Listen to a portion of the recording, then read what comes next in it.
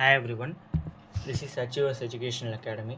இந்த வீடியோவில் நம்ம தமிழ் சுருக்கெழுத்து அத்தியாயம் 9 பார்க்க போகிறோம். அத்தியாயம் 9 வந்து பெரிய சுழி. அதாவது அத்தியாயம் 8 நம்ம பார்த்தோம் இல்லைங்களா? அத்தியாயம் 8 என்ன பார்த்தோம்? சிறிய சுழி. அதாவது சின்ன ரவுண்ட் போட்டு இது வந்து ஆரம்பத்தில் நடுவில் வந்தால் சா அல்லது ஷாவுக்கும் வார்த்தையோட லாஸ்ட்டில் இம் வந்தால் லாஸ்ட்டில் இந்த சிறிய சுழி யூஸ் பண்ணுவோம் அப்படின்னு பார்த்தோம் இல்லைங்களா? அதே மாதிரி இங்கே வந்து பெரிய சுழி. இது சிறிய சுழியில் டபுள் த சைஸ் பெரிய சுழி. பெரிய சுழி எதுக்கெல்லாம் யூஸ் பண்ணுவோம் அப்படின்ட்டு வந்து பார்ப்போம். ஆரம்பத்தில் பெரிய சுழி நல்லா நான் பார்த்துக்குங்க. ஆரம்பத்தில் மட்டும் பெரிய சுழி வந்தால் இஸ்வா அல்லது சுவா இந்த ரெண்டு வார்த்தை, அதாவது ரெண்டு வார்த்தை இல்லை, ஒரே வார்த்தை தான். சில இடத்துல இப்போ எக்ஸாம்பிள் வந்து சுவாமி அப்படின்ட்டு, சில இடத்துல சுவாமி அப்படின்ட்டு சொல்லுவாங்க, சில இடத்துல சுவாமி அப்படிம்பாங்க. ஸோ ரெண்டுக்குமே ஒரே இது தான், இஸ்வா அல்லது ஸ்வா. இதை வந்து மீன் பண்ணுறதுக்கு இந்த மாதிரி பெரிய சுழி வந்து வார்த்தையோட ஸ்டார்டிங்கில் வந்து நம்ம போடுவோம். ஆரம்பத்தில் பெரிய சுழி நேர்கோடுகளுக்கு இடது வாட்டமாகவும் வளைவு கோடுகளுக்கு வளைவின் உட்புறமாகும். ஸோ சா எப்படி வந்துச்சோ அதே மாதிரி தான் ஸ்வாவும் வரும். ஞாபகத்தில் வச்சுங்க. என்ன அங்கே வந்து இப்போது சாக்கு வந்து சிறிய சுழி போட்டோம், சரம் அப்படின்ட்டு, அதுக்கான உயிர்க்குறி வந்து வச்சிட்டோம். அதுவே வந்து இஸ்வா போட்டோம் அப்படின்னா அதே பிளேஸில் நம்ம வந்து பெரிய சுழி போட போகிறோம். ஸ்வரம் ஸ்வரம். ஸோ சிறிய சுழி பெரிய சுழி, இதுதான் டிஃப்ரென்ஸ். இது வந்து சிறிய சுழி வந்து சாக்கு மட்டும் போட்டோம், இது வந்து ஸ்வா அல்லது சுவா, சுவாமி. அடுத்து பாருங்கள், இஸ்வா என்பதை தொடர்ந்து சுழி அல்லது கொக்கியுள்ள மெய்க்குறிகள் வந்தால் ஸ்வா சுழியை போடாது முழுவதும் எழுதப்படும். இப்போது சுழி அல்லது குக்கியுள்ள மெய்க்குறிகள், குக்கியுள்ள மெய்க்குறிகள்லாம் வந்துச்சு அப்படின்னா நம்ம ஸ்வா அந்த பெரிய சுழி போடாமல் முழு ஸ்டோக்கையும் எழுதிக்குவோம் அப்படின்னு சொல்கிறாங்க. இப்போ குக்கியுள்ள மெய்க்குறிகள் வந்து இப்போது செழிப்பு அப்படின்னு இருந்துச்சு, சின்னதாக போட்டு இந்த மாதிரி லீ போட்டு இப்படி பண்ணோம். ஸோ இப்போ பெரிய சுழி வந்துச்சு அப்படின்னா பெரிய சுழி போட்டு அதுக்கப்புறம் லீ எப்படி வரும்? ஸோ இந்த மாதிரி வந்துச்சு அப்படின்னா ஸ்டோக் மாதிரி இருக்காது. அதனால் இந்த மாதிரி இடத்துல வந்து ஸ்வாவை தனியாக சாக்கு உண்டான சுழியை போட்டுக்கிட்டு வா தனியாக எழுதிட்டு அதுக்கப்புறம் மற்றதெல்லாம் எழுதணும் அப்படின்றாங்க. அடுத்து பாருங்கள், ஸ்வா என்பதற்கு முன் உயிர் வந்தால் பெரிய சுழியை போடாது முழுவதும் எழுதப்படும். ஸோ சேம் கான்செப்ட் தான். சின்ன சுழியாக இருக்கமோ நமக்கு வந்து போட்டுக்கிட்டோம். இப்போ ஈஸ்வரி அப்படின்ட்டுனா இது சின்ன சுழி, அதனால் ஈஸ்வரி அப்படின்ட்டு போட்டுக்கிட்டோம். பெரிய சுழி வந்துச்சுன்னா எப்படி இந்த இடத்துல பெருசாக நம்ம போட முடியும்? ஸோ அது வந்து முன்னாடி இருக்கிற ஸ்டோக்கையே வந்து மறைக்குது இல்லைங்களா? அதனால வந்து அந்த இடத்துல நம்ம முழுசாக தான் எழுதுவோம். அடுத்து பாருங்கள், நடுவில் பெரிய சுழி. நடுவில் பெரிய சுழி இதுவுமே வந்து ஒரு ரொம்ப ரொம்ப முக்கியமான கான்செப்ட்டு. இது இன்னும் கொஞ்சம் நம்ம எழுதுகிற இதை வந்து சிம்பிளிஃபை பண்ணுறதுக்கு இந்த கான்செப்ட் கொடுக்குறாங்க. நடுவில் பெரிய சுழியை எழுதினால் அது அந்த சுழியை தொடர்ந்து வருகிற வல்லினம் காவானால் காவின் இணை எழுத்தாகிய இங் என்பதை குறிக்கும். நம்ம இணை எழுத்துக்கள் படிச்சிருக்கோம், அதாவது மெல்லினம் கடுத்து வல்லினம். அதாவது இப்போது கா அப்படின்ற வல்லினம் வருது அப்படின்னா அதுக்கு முன்னாடி இங் அப்படின்ற மெல்லினம் இருக்கும். அதே மாதிரி சா அப்படின்ற ஒரு வல்லினம் வருது அப்படின்னா அதுக்கு முன்னாடி இஞ்ச் அப்படின்ற ஒரு மெல்லினம் இருக்கும். ஸோ இதுதான் வந்து இணை எழுத்துக்கள். இணை எழுத்துக்கள் இங்கே கொடுத்துருக்காங்க பாருங்க. சாவானால் இஞ்ச் என்பதையும், டாவானால் இன் என்பதையும், தாவானால் இந்த் என்பதையும், பாவானால் இம் என்பதையும், ராவானால் இன் என்பதையும் குறிக்கும். ஸோ இந்த ரா இன் வந்து நம்ம இந்த பெரிய சுழியில் பார்க்க மாட்டோம், அது பின்னாடி அதுக்குன்னே ஒரு அத்தியாயம் இருக்குது, அதில் பார்ப்போம். அதில் பாருங்கள், சுருக்கமாக பார்த்தால் நடுவில் போடுகிற பெரிய சுழி இங், இஞ்ச், இன், இந்த், இம், இன் ஆகிய 6 மெல்லின மெய்யெழுத்துக்களில் எந்த ஒன்றை வேண்டுமானாலும் குறிக்கலாம். இந்த 6 மெல்லின எழுத்துக்கள் முறையே கசட தபர ஆகியவற்றின் இணை எழுத்துக்களாக நடுவில் போடப்படுகிற பெரிய சுழி அந்த சுழியை அடுத்த உடனே எழுதுகிற வல்லின மெய்க்குறிக்கு ஏற்ற மெல்லினமாக படிக்கப்படும். ஸோ இது நம்ம எக்ஸாம்பிள் பார்த்தா உங்களுக்கு புரிஞ்சிடும். பாருங்களேன், நடுவில் பெரிய சுழி வளைவு கோடுகளின் உட்புறமாகவும் கோணங்களின் வெளிப்புறமாகவும் கோணம் உண்டாகாத 2 நேர்கோடுகளுக்கு இடையே இடது வாட்டமாகவும் எழுதப்படும். இடது வாட்டம்னா நம்ம ஃபஸ்ட்டே படித்தோம் இல்லைங்களா? இடது வாட்டம்னா அதாவது இந்த direction, anticlockwise. So இப்போ பாருங்கள், நங்கை அப்படின்ட்டு நம்ம வந்து இப்போ படித்தோம் இல்லைங்களா? இணை எழுத்துக்கள் வரும்போது நம்ம நடுவில் வந்து பெரிய சுழி யூஸ் பண்ணிக்கலாம். இப்போது நடுவில் முதல் எழுத்து நான் கொடுத்துட்டாங்க, அடுத்து வர்றது வந்து நடுவில் முதல் எழுத்து இல்லாத மற்ற லெட்டர்ஸ் நடுவுலையோ அது பின்னாடி ஏதோ ஒன்று வருது இல்லைங்களா? ஸோ காவரிசையில் இருக்கிற காக்கு முன்னாடி கா வல்லினம், காக்கு முன்னாடி அதோட இணை எழுத்தான மெல்லினம் வந்துருச்சு இல்லைங்களா? அப்போ நம்ம பெரிய சுழி யூஸ் பண்ணலாம். அப்போது நங்கை. ஸோ இது வந்து பெரிய சுழி, நல்லா பார்த்துக்கங்க. பெரிய சுழி. சின்ன சுழி போட்டீங்க அப்படின்னா அது சா உண்டான மீனிங் போயிடும். ஸோ கொஞ்சம் பெருசாகவே போட்டுக்கங்க. நம்பி. இப்போ பா பாருங்கள், பாவோட பா வல்லினம், அதோட இணை எழுத்தான இம் மெல்லினம் வந்துருச்சு இல்லைங்களா? அப்போ நம்ம பெரிய சுழி போடலாம். நம்பி. இப்போ கங்கை. கங்கை. அடுத்து கஞ்சி. கஞ்சி இதுதான் சொன்னாங்க. அதாவது கோணம் உண்டாகாத 2 நேர்கோடுகளுக்கு இடையே இடது வாட்டம். இடது வாட்டம் அப்படின்னா மேலே போய், அதாவது ஆன்டி கிளாக் வைஸ் இந்த டைரெக்ஷனில். கஞ்சி. ஸோ இந்த மாதிரி புஞ்சை, கங்கை, அந்த மாதிரி. பண்டம். பண்டம் பாருங்கள், பண்டம். ஸோ இங்கே டிஃப்ரென்ஸ் பார்த்தீங்கன்னா தெரியும். இப்போது இந்த மாதிரி இணை எழுத்துக்களுக்கு வந்து பெரிய சுழியும் இம் லாஸ்ட்டில் வரனால சிறிய சுழியும் போட்டிருப்போம். ஸோ ரெண்டுக்கும் நல்லா டிஃப்ரென்ஸ் காட்டணும். பிகாஸ் பெரிய சுழி எது சின்ன சுழி எதுன்ட்டு நம்ம வந்து கன்ஃபியூஸ் ஆகிடக்கூடாது. அடுத்து ராவுக்கு முன் இன் என்பதையும் இந்த சில கன்று என்பது போல நடுவில் பெரிய சுழி போட்டு எழுதலாம் என்றாலும் இன் என்பது வேறு முறையால் பின்னர் எழுதப்படுவதால் நடுவில் இன் என்பதற்கு பெரிய சுழி போடுவதில்லை. ஸோ இன்று அப்படின்றதுக்கு நம்ம பின்னாடி வந்து வேறு ஸ்ட்ரோக் வந்து பார்ப்போம். அப்படின்றனால இந்த இதில் வந்து அதுக்கு ஒரு எக்ஸப்ஷன் இன்றுக்கு மட்டும். அடுத்து சாவுக்கு பிறகு மெல்லினம் வந்தாலும் மா இம்பாவுக்கு பிறகு இங்கு தவிர இதர மெல்லின எழுத்துக்கள் வந்தாலும் வாகாக எழுதுவதை கருதி பெரிய சுழியை நடுவில் போடாது முழுவதுமே எழுதப்படும். சாவுக்கு பிறகு மெல்லினம் வந்தால் ஈவந்தோ அது வந்து மெல்லினம் வந்தாலும் அது சாவுக்கு அப்புறம் வருது அப்படின்னா, பிகாஸ் நம்ம சா ஆரம்பத்தில் வருது அப்படிங்கும்போது சாக்கு நம்ம சிறிய சுழி போட்டிருப்போம். சிறிய சுழி அடுத்தே நம்ம வந்து இணை எழுத்துக்கள் வருது அப்படின்ட்டு பெரிய சுழி போட முடியுங்களா? ஸோ எப்படி கனெக்ட் பண்ணி போட முடியும்? இந்த சுழி பெரிய சுழி எப்படி கனெக்ட் பண்ணுறது அப்படின்றனால சாக்கு உண்டான சிறிய சுழி போட்டு மற்ற வார்த்தைகளுக்கு உண்டான முழுவதுமான குறிகளை வந்து எழுதணும் அப்படின்றாங்க. அது வந்து அதுக்கு இங்கு மட்டும் ஒரு எக்ஸப்ஷன் வந்து கொடுத்துருக்குறாங்க. அது எக்ஸாம்பிள் பார்க்கும்போது உங்களுக்கு வந்து புரியும். பயிற்சியில் எக்ஸாம்பிள் இருந்தால் நான் சொல்கிறேன். அடுத்து பாருங்கள், முடிவில் பெரிய சுழி. ஸோ ஆரம்பத்தில் பெரிய சுழி வந்தால் நம்ம ஸ்வா அல்லது சுவான்னு பார்த்தோம். அதே நடுவில் வந்துச்சு அப்படின்னா வல்லின மெல்லின இணை எழுத்துக்கள் பார்த்தோம். இப்போ வந்து முடிவில் பெரிய சுழி. வார்த்தைகளின் முடிவில் தா அல்லது ஆனது என்று வந்தால் அதை காட்ட கடைசியில் எழுதப்படும்.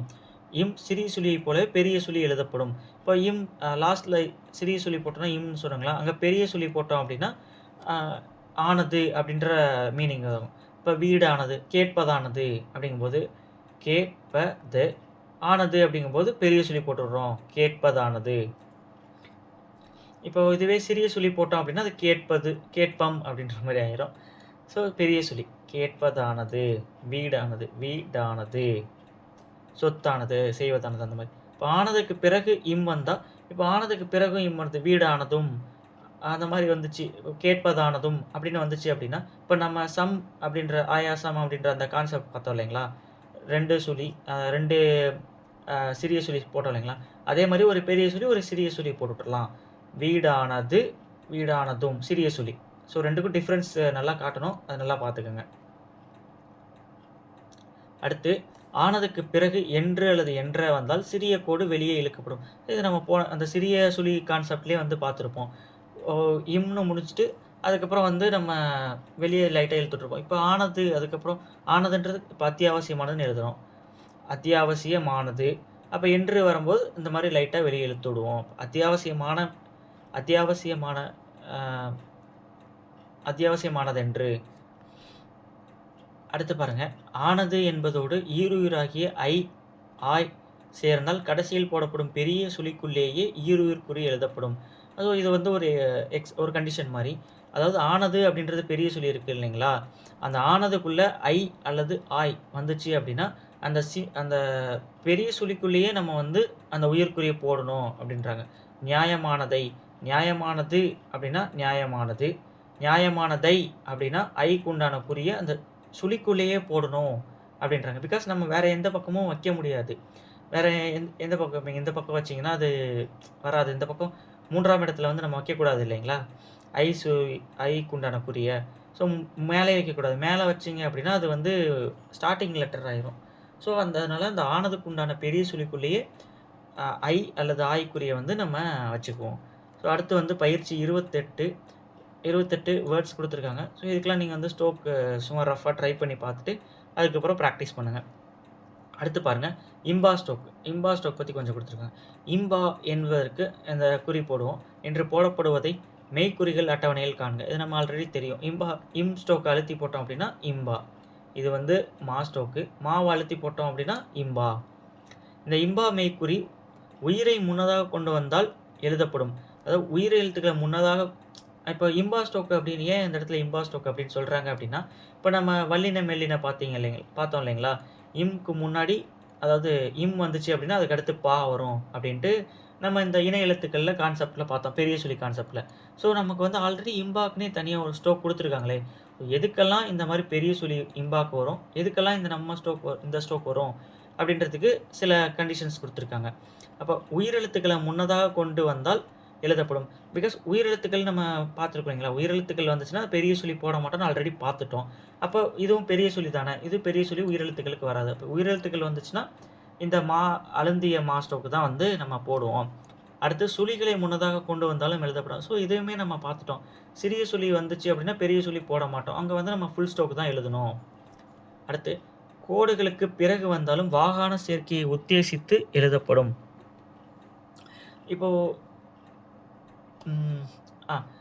இப்போ கோடுகளுக்கு பிறகு இப்போ கதம்பம் அப்படின்னு இருக்குன்னா கா தா, இம்பம் அப்படின்னு போட்டாலும் கா தா இப்படி நம்ம போட்டோம் அப்படின்னா இது வந்து ஒரு வாட்டமாகவே இருக்காதுங்களே. அப்போ அதுக்கு வந்து நம்ம இம்பம் அப்படி இம்பா ஸ்டோக்கே போட்டு லாஸ்ட்டில் வந்து சிறிய சொல்லி போட்டுக்கலாம். இந்த மாதிரி இடத்துலையுமே வந்து அதாவது லாஸ்ட்டில் இம்மில் முடியுது, அப்போ நம்ம சிறிய சொல்லியே போட்டுக்கலாம் அப்படின்னு இந்த மாதிரி சுச்சுவேஷன்ஸில் நம்ம இம்பா ஸ்டோக்கே வந்து அழுந்திய ஸ்டோக்கே வந்து நம்ம போட்டுக்குவோம். அடுத்து மற்ற இடங்களில் வாகாக எழுதுவதை உத்தேசித்து இம்பா என்பதற்கு நடுவில் பெரிய சொல்லி போட்டு பா தான் எழுதப்படும். ஸோ இந்த 3 கண்டிஷன்ஸ் இல்லாமல் வேறு ஏதாவது வருது அப்படிங்கிற பட்சத்தில் நம்ம இம்பா ஸ்டோக்கு வந்து இந்த பெரிய சொல்லி போட்டுக்கலாம். ஆரம்பம். ஸோ ஈவந்தோ இது வந்து கரெக்ட் கண்டிஷன். கிளம்பு, குழம்பு, ஸ்வயம்பு எக்ஸாம்பிள்ஸ் கொடுத்துருக்காங்க, பார்த்துக்குங்க. அடுத்து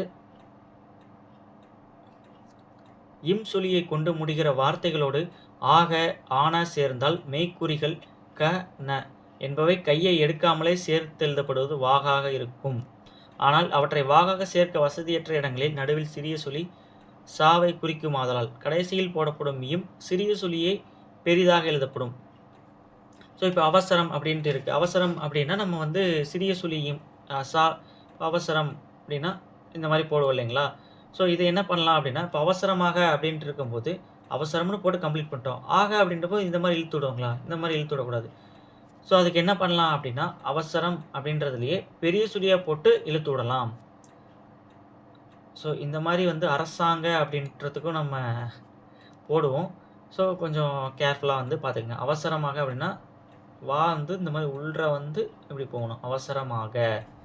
அடுத்து வழக்கமாக, வழக்கமான, ஆனக்கும் நம்ம போட்டுக்கலாம், வழக்கமான. இது வந்து பெரிய சுழி, அத்தியாவசியமான. ஸோ இங்கே அடுத்து பயிற்சி 29 எக்ஸாம்பிள்ஸ் கொடுத்துருக்காங்க, ப்ராக்டிஸ் கொடுத்துருக்காங்க. இதை நீங்கள் ஒரு வாட்டி படித்து பார்த்துட்டு அதுக்கப்புறம் ஹோம்ஒர்க் பண்ணுங்கள். ஸோ இங்கே தனிக்குறி சொற்கள், சுருக்கங்கள், வினை சொற்கள் 3மே கொடுத்துருக்காங்க. இது பார்ப்போம். சுவாதீனமாய், தா ஸ்டோக்கு சுவா ஸ்டோக்கு ஃபஸ்ட்டு போட்டு கொடுத்துருக்காங்க முதல் இடத்துல, சுவாதீனமாய். அடுத்து சுயேச்சையாய். சுருக்கங்கள் பாருங்கள், அரசாங்க அவங்களே வந்து சுருக்கங்களில் கொடுத்துட்டாங்க. ஸோ அரசாங்க நம்ம வந்து இது ஃபாலோ பண்ணி. இப்போ அரசியல் அப்படின்னா அரசியல் ரா இல் அரசியல். ஆதியோடு அந்தமாக, அதை போன்ற. மாட்சிமை தாங்கிய கொஞ்சம் இம்பார்ட்டன்ஸ் பார்த்துங்க. அடுத்து வேண்டாம். ஸோ இது வந்து வேண்டாம் அப்படின்றதுக்கும் வேண்டும்க்குமே இதே ஸ்டோக்கு தானே வரும் அப்படின்னு கேட்கலாம். வேண்டும்ன்றது நம்ம வேறு மாதிரி எழுதுவோம். ஸோ இது வந்து வேண்டாம் அப்படின்றதுக்கு மட்டும் இந்த மாதிரி வந்து ஃபுல்லாக எழுதுகிற மாதிரி பார்த்துக்குங்க. வேண்டாம், வேண்டாம் என, வேண்டாம் என்று, வேண்டாமெனில், வேண்டாம் என்றால். ஸோ வேண்டும் அப்படின்றதுக்கு நம்ம கட்டிங் மெத்தடில் ஒரு சின்ன ஸ்டோக் பார்ப்போம், அது வந்து நம்ம பின்னாடி போக பார்ப்போம். அடுத்து பயிற்சி 30 பேசேஜ் கொடுத்துருக்காங்க.